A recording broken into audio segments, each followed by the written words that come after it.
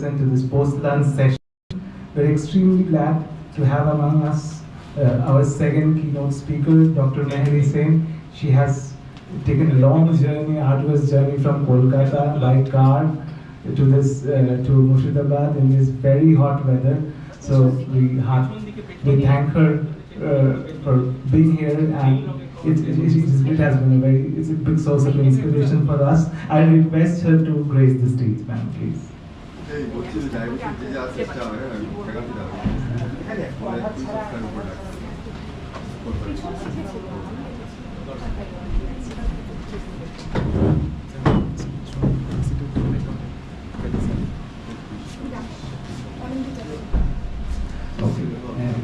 We'd like to invite and felicitate our guests with a small token of appreciation. I request Anita Madam to please felicitate our respected resource person.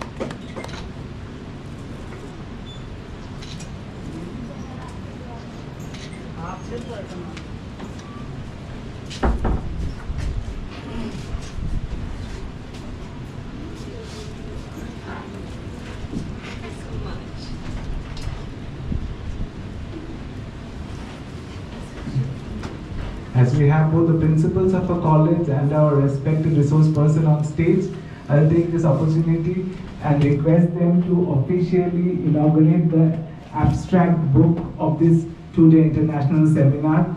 I'll request principals and all the dignitaries to please officially inaugurate this abstract book. It compiles all the abstracts that are submitted and accepted for presentation in this two-day seminar, along with a kind of idea about what the seminar is about.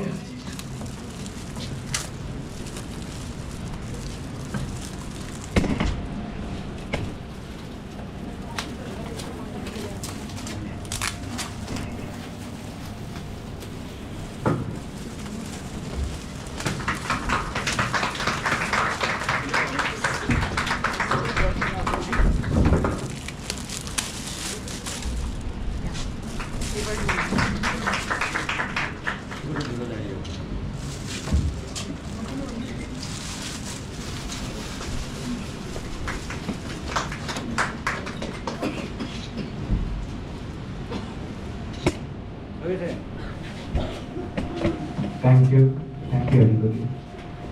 Without any delay, we'll then move on to our second keynote lecture session. We're extremely pleased to have among us Dr. Mehri Sen, Associate Professor, Rutgers University, New Jersey. She will be presenting her keynote speech is titled "Rethinking the Monstrous Feminine, Violence, Trauma and Precarity in Contemporary Horror." Before she begins, I'll try to give a very brief and though inadequate introduction to our respected resource person.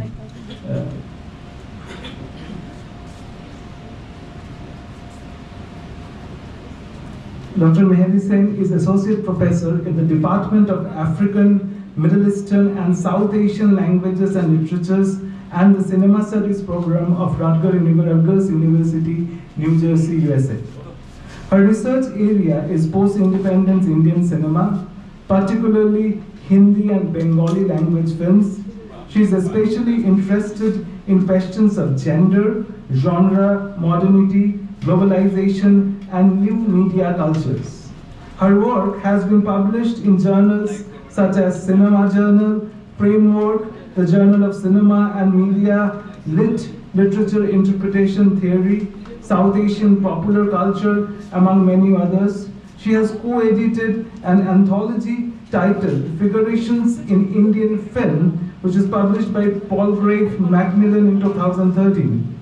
Sen's book, Haunting Bollywood, Gender, Genre and the Supernatural in Hindi Commercial Cinema was published in 2017 by the University of Texas Press and Orient Black Swan. She is currently working on a book manuscript focusing on horror, digital media and political cultures in contemporary South Asia. This session would be chaired by Dr. Moushumi Sen Bhattacharya. She has been patiently hearing to all the papers in the first session and she has given a wonderful keynote speech, our first keynote speech. I will request Dr. Moushumi Sen Bhattacharya to continue with the session. Thank you, ma'am. Thank you for all these warm regards. Without wasting further time, over to Dr. Mehdi Sen. The title of her keynote deliberation is Rethinking the Monstrous Feminine, Violence, Trauma and Precarity in Contemporary Horror.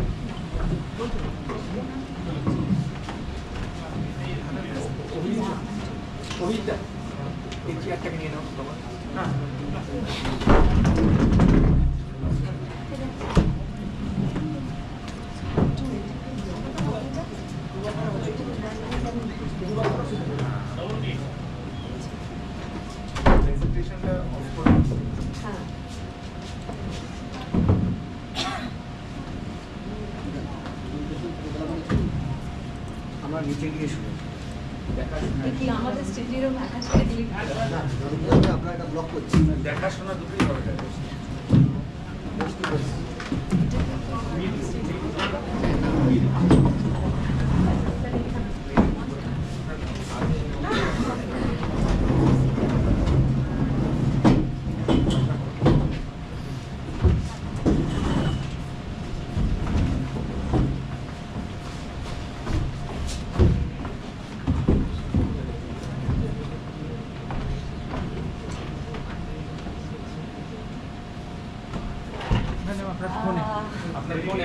আর ভগবান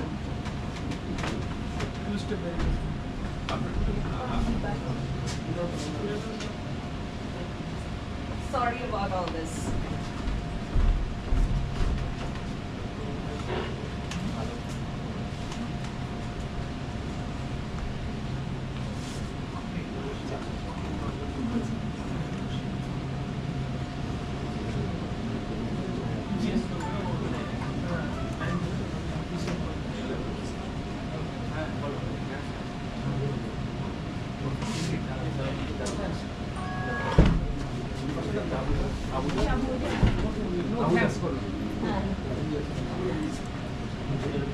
Skip.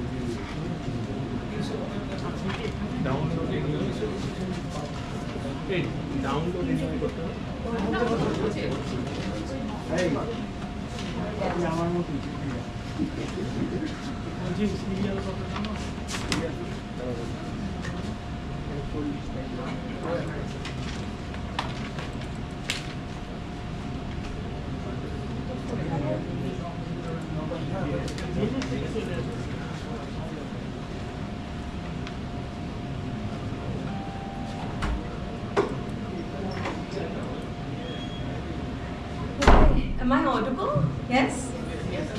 Good afternoon, everyone. This is such a lovely room. Thank you for being here. And I apologize for being late today. I had a bit of a health situation earlier this morning, but I'm much better now. Thank you, Dr. Bhattacharjee, for that very, very kind introduction. And thank you, Professor Odhikari, and especially Professor Anindita Shaha for inviting me. I'm really delighted to be here. This is my first visit to Murshidabad, so super excited. So what I'm going to present today is essentially part of a work in progress, this new manuscript that I'm working on. So your feedback, questions, thoughts, comments, all of that is really, really welcome. So please, if anything seems unclear, just make a note of it, and I am happy to talk about it. Right? So the title of my presentation, what is that? Is Rethinking the Monstrous Feminine, Violence, Trauma, and Precarity in the Contemporary Horror Film. So my last book was also on horror, particularly Hindi horror cinema. This one I'm hoping to include some more languages. I just have to figure out how to not work from subtitles. But since I don't speak Tamil, Telugu, and Malayalam, that's a part of it that I'm still struggling with. As we know, since 2014, culture and media industries have undergone massive transformations in South Asia. Briefly, three foundational events, or rather processes, since these are still emergent, have coalesced, providing momentum to these changes. First, the meteoric rise of hardcore Hindu nationalism, and Prime Minister Narendra Modi's rise to national leadership has sent India's age-old commitment to secularism, however defined, into complete disarray. This consolidation of a certain vision of a Hindu nation has significant consequences for Muslims and other minorities. Second, the rapid spread of internet and digital technologies, especially social media, has enabled new ambits of discourse and participation, new imagined communities to emerge and congeal. Alongside these formations or changes that we're still figuring out, digital OTT platforms, what we call OTT here, such as Netflix, Amazon Prime Video, and local contenders like Z5, Sony Live, Hoichoi, etc., have inaugurated a media revolution of sorts, whereby South Asian, am I audible? Yes. Whereby South Asian content now nestles cheek by jowl against films and web series from across the globe. This media assemblage that is now commonplace in at least middle-class homes is of enormous significance when one attempts to theorize contemporary digital media cultures. And finally, the COVID-19 pandemic dealt a decisive blow to the political economy as movie theaters remained shuttered for several months. And viewership of OTT platforms skyrocketed in tandem. So we were all stuck at home. We couldn't go to the theaters, so all we did was consume stuff online, right? Theatrical, and this is an important point, theatrical exhibition has never recovered fully. Exceptions being tentpole spectacles like KGF and KGF 2, perhaps RRR, neither of which I have seen, I'm happy to say, and horror comedies, which have fared fairly well in the box office. So I just wanted to put some of the sort of flash points in horror filmmaking on that slide. 1991, as you know, was the liberalization of the Indian economy that enabled industrialization properly of the industries, film industries and so on. And then Ram Gopal Verma, Vikram Bhatt, you know all this stuff, right? So I want to talk about the water well, kuon. The kuon as an edifice. So one of the most iconic moments in Ringu features, everyone knows what Ringu is. It's the Japanese horror film from 1998. If you haven't watched it, please do. Features a dead and sodden Sadako climbing out of the grainy footage on a television set to kill the film's male protagonist. A climactic sequence that echoes her equally terrifying emergence from a well earlier in the film. Thereafter, the hapless mother has to climb into the putrid waters of the abandoned well to retrieve Sadako's corpse in a desperate bid to lay her restless body and soul to rest. But to no avail. I'm not going to give away Ringu, there will be enough spoilers later. Following Ringu's massive global success, images of dead, wet girls abound in horror films everywhere. In fact, when I teach horror, I have this whole module called Dead Wet Girls, usually of East Asian horror. This paper considers the water well as a figure across South Asian horror as an overdetermined site of violence. Is this better? Okay. So this paper considers the water well as a figure across South Asian horror as an overdetermined site of violence against women and the transgenerational transmission of historical traumas. Freighted with the symbolic weight of the vagina and womb, the well nonetheless functions as an index of both individual and collective tragedies, as evidenced by its repeated return as a motif in the cinemas of the global south.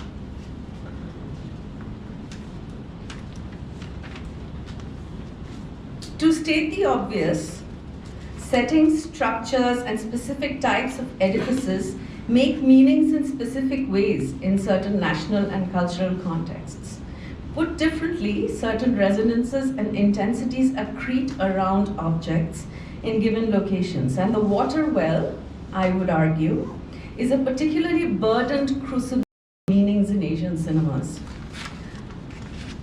While it is beyond the purview of this paper to undertake this comparative analysis, I wish to pay careful attention to the water well and its recent resurgence as a visual motif in Indian horror films in particular.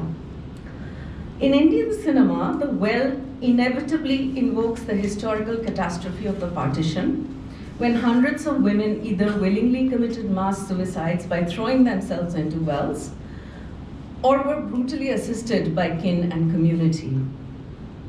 Indeed, beyond the railway train, the well is the most potent affective image of the violence that women endured in the period that birthed the modern states of India and Pakistan. So this is a quote from Bhisham Shahani's Tamas. When acclaimed filmmaker Govind Nihalani adapted Shahani's novel for Indian television in 1998, one of the most harrowing sequences depicted the mass suicide of Hindu and Sikh women, cited here. Despite its dispassionate tone, Nihalani's rendition of this episode remains one of the film's most memorable moments. As Hindus, Muslims, and Sikhs mutually annihilated each other, while women were raped, murdered, abducted, forcibly married, forcibly rehabilitated, or simply decided that a watery death was preferable as an escape from the carnage.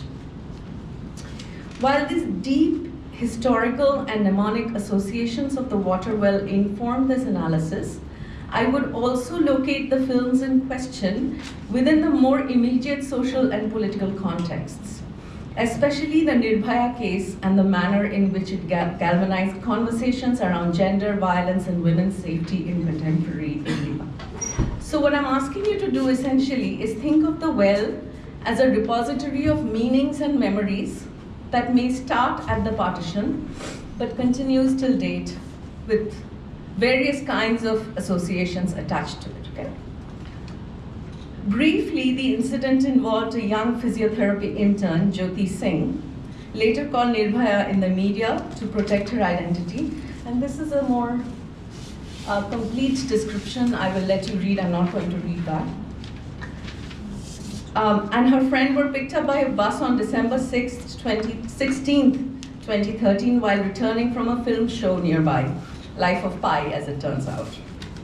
Thereafter, she was gang raped and brutalized by 6 men, including one juvenile, on the moving bus, succumbing to her injuries on December 29, 2012. Sorry, that's not 2013, it's 2012, my bad. Not only did this grisly incident generate massive public outrage across India, but it also prompted the usually glacial pace of legal processes to pick up pace in response. The ripple effects of the case can hardly be overstated, and it continues to be cited as a watershed moment in the history of independent India, even as gendered violence and physical safety of women and girls continue to remain matters of deep concern in many parts of the country. Unsurprisingly, the case has also spawned a number of films and web series. If you've seen Delhi Crime, for example, right? I will say when I was entering your college, I saw the poster of the RG Kaur doctor, right?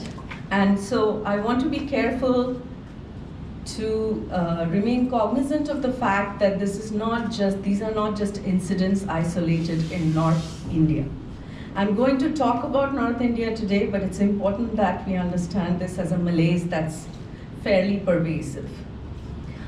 So I want us to think about North India not just as geographical territory or part of the country, but also an imaginary space, especially for people who don't live there.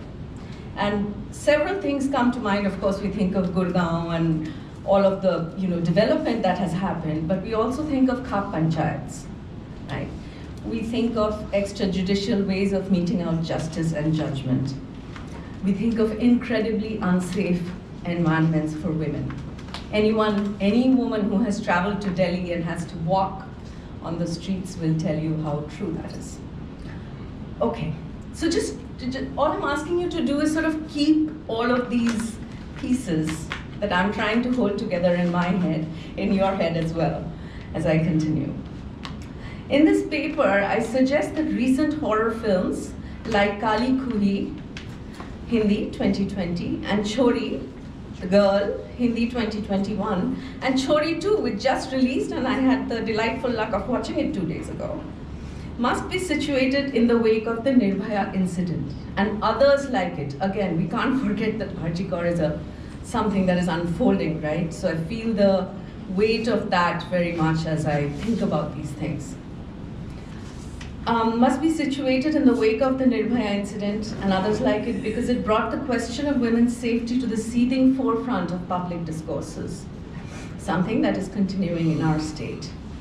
While I'm not suggesting any causal relationship between real-world incidents and popular cinema, that connection remains debatable and is complicated by various aspects of the political economy. I am struck by the number of recent horror films that grapple with the issue of women's physical safety, from the womb to the tomb. The first two films are set, I'm going to actually talk primarily about the two films, right, Kali Kuhi and Chori, in North India, the states of Punjab and Madhya Pradesh respectively, and bear certain striking similarities in terms of theme, as I elaborate shortly. Has anyone seen Kali Kuhi and Chori? Some of us have. Okay, great. So like other countries in the global south, India remains not only patriarchal as a society overall, but also profoundly invested in patrimony as systems of inheritance and a nearly medieval obsession with the idea of the male child within the networks of kinship and family. I will locate the subgenre of water well horror. This is just a placeholder. I don't know what else to call the subgenre, so for now I'm calling it water well horror. Within the broader fabric of community, kin, and continuing traditions within quotes, of female infanticide, feticide, and a more quotidian culture of violence against girls and women in North India. So sex ratio, what is sex ratio? Sex ratio, as we know, refers to the balance between male and female births in given populations. And according to several estimates, while India's statistics have improved considerably in recent years, the numbers remain skewed. particularly in rural North Indian states like Punjab, Haryana, Chandigarh, and Delhi. Since sex-selective abortions in several states were rampant and child sex ratios continued to fall, in 1994, the Indian state passed the Preconception and Prenatal Diagnostic Techniques Act, PCPNDT, which legally prohibits the determination of the sex of the fetus across the country. However, such practices find ways of thriving even within the most vigilant of societies. And as we know, many parts of ours isn't that. Kali Khui and Chori both bristle with anxieties about the silences that surround what AmarChand had called 100 million missing women. Interestingly, in both films, urban interlopers somewhat willingly sojourn into the lawless heartland of rural India. More on this later. Kali Khui tells the story of Shivangi, a 10-year-old schoolgirl who arrives at her father's ancestral home with her parents in a remote rural area of Punjab. Ostensibly, the unplanned trip is occasioned when the news of her grandmother's grave illness reaches their suburban home. One of the things that I want you to do is that Kali Khui is very insistent on positioning this family as a unit that lives in the suburbs. So the mother speaks to the daughter often in English, right? The first time we see her, she's wearing a school uniform. So their modernity and their desire for more modernity is constantly being signposted here, okay? But before we recount Shivangi's rural adventures, it is important to note that the film, in fact, begins with a frame story, a prologue that situates us firmly in the heart of darkness, both real and symbolic. I want to show you the prologues to both of these films, okay? Kali Khui and Chori. And I want you to pay special attention to cinematic techniques like the use of Steadicam. Do people know what the Steadicam is? The Steadicam is when the cinematographer straps the camera to his or her body, and what it enables you to do is a great degree of stability. So if you're filming a chase sequence, for example, the camera is not shaking all over the place, right? I also want you to think about lighting, sound design, and the use of overhead shots, particularly through the deployment of the drone. Okay? Let's see. So I believe this is Kali Khui.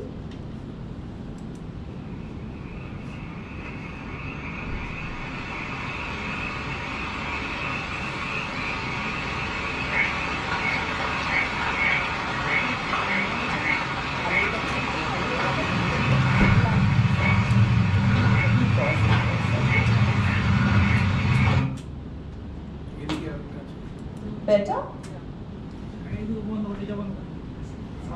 It is ঠিক আছে, I think. Is this better? Lost my person.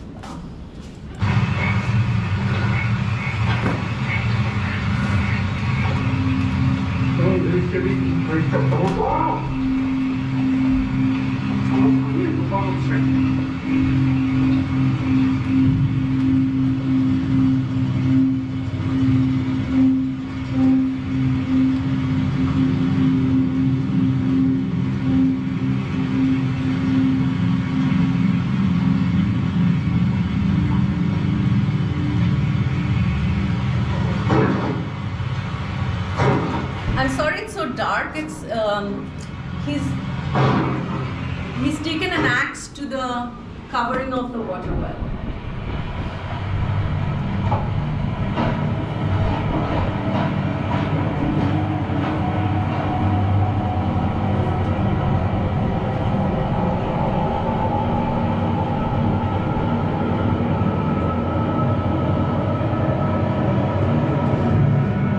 Now he's leaning in.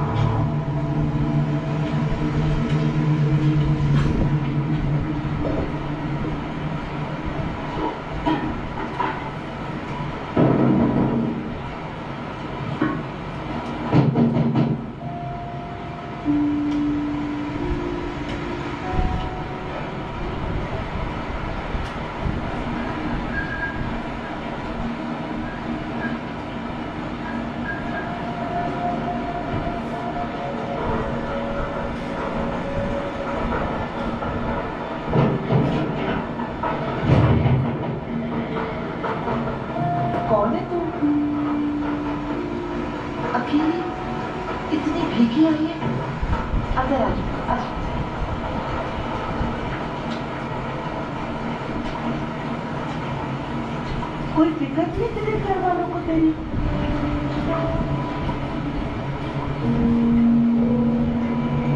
बता, कौन है तेरा बाप? छोड़ के आओ तुम्हें। Tadagi.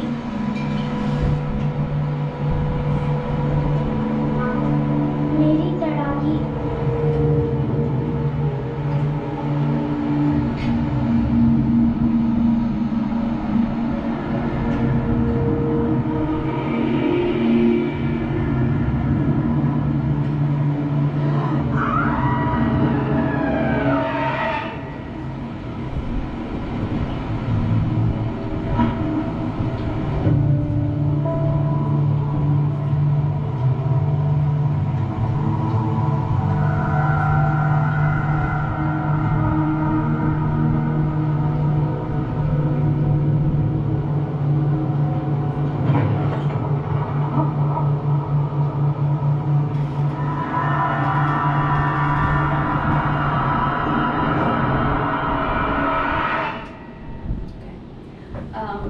Since it was so dark, let me just reiterate a couple of things. It is this dark, even if you're watching it, as is in better light. But so the man who we see first, we don't know who that is. Nameless person in the village. It's also a very superbly atmospheric film. So the cinematography is really quite remarkable. He seems to be hearing something that we're not hearing. We're hearing the loud calls of the cicadas and other creatures that are presumably in the well or somewhere in the field, right? And then he leans in, asks this voice to stop calling out, leans in, and then something happens, little girl, etc., right? What you should pay attention to is that the specter of the little girl is actually going upstairs. That upstairs room will become important later in the film. Okay. Now this is the prologue. This is the prologue to Chori.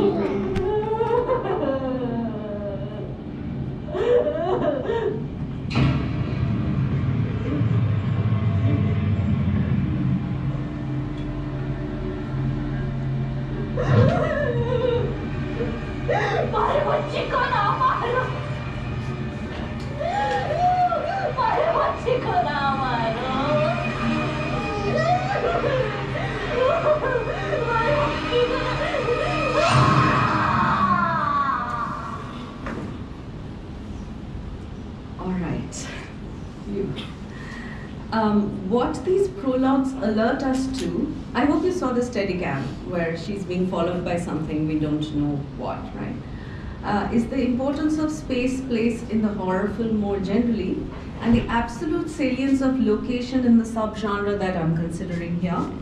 The basic grammar of narrative cinema demands the absolute orientation of the spectator in terms of what is included or excluded in the film frame. However, in horror, the space is created by mise-en-scène, which is settings, costumes, lighting, and figure movement. Cinematography and other tools such as eyeline matches and off-screen sound frequently invite us to reflect on the distinction between actual places, rural Punjab and Madhya Pradesh as locations in this instance, and the artificial geographies created by cinematic technologies, right? So what I'm trying to say is there's a sugarcane field, but the sugarcane field may not in reality be as dense as it seems. That's something that the digital camera could be invoking for you. As Pascuzzi and Waters note, and this is a quote, Whereas by place, we wish to interrogate the depiction, coding, and use of location in horror film culture, the notion